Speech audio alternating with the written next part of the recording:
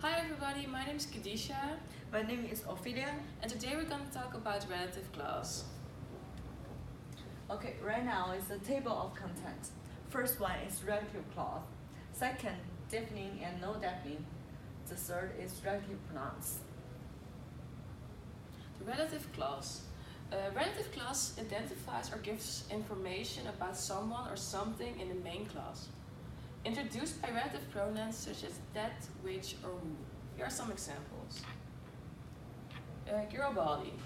Garibaldi was a statesman who united Italy in the 19th century. Which statesman who united Italy? The relative pronouns is the subject or object of the relative clause. So we don't repeat the noun from the main clause or introduce a personal pronouns to replace it. Here is example. Garibaldi was the statesman who united Italy in the 19th century. This sentence is wrong. It should be Garibaldi was the statesman who united Italy in the 19th century. So we remove he. Defining or non-defining. A defining relative clause.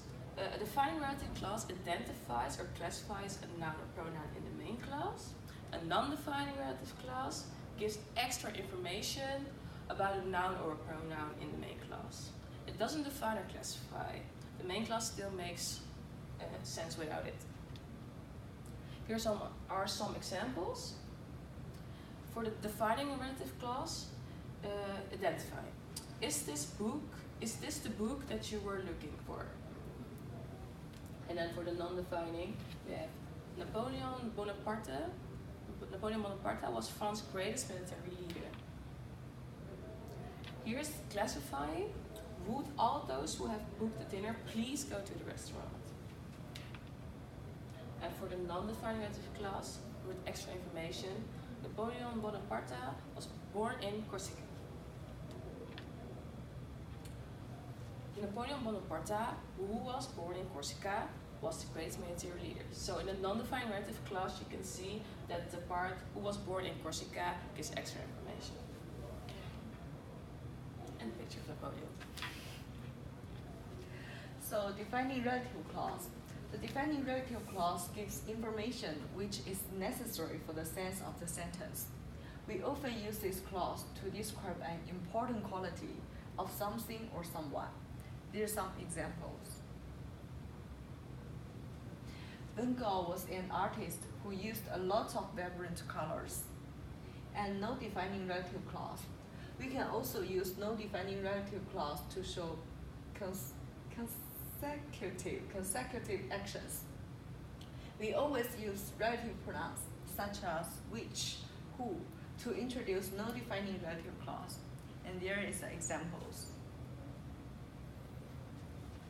Saying pass the ball too often, who scored a fantastic goal. And these are the relative pronouns. As you can see, who relates to the people, whom relates to also people, which relates to animals and objects, that relates to people, animals, and things, whose refers to possessions, where refers to places, when refers to time, why refers to reasons, what relates to things, and nothing relates to people and things. So if you see any of these relative pronouns in a sentence, you can make a connection that maybe it has to do with the relative clause. Here are some examples. The relative pronouns. The cyclist who won the race training hard. So you can see that the relative pronouns is who. The pants that I bought yesterday are already stained. And here you can again see that refers to the Stress. pants. Yeah. The book, when it was finally returned, was torn and stained. And when refers to when it finally returned. The store on the corner, where we usually buy all of our art supplies, burnt to the ground. And where refers to the store where we usually buy our art supplies. Well, this was our presentation. If you have any further questions or you want to have some extra exercise, you can use the My Grammarly book that we also use for references in this PowerPoint to extract some examples from. And we hope you learned something today. Yeah. Thank you for your attention. Watching, yeah.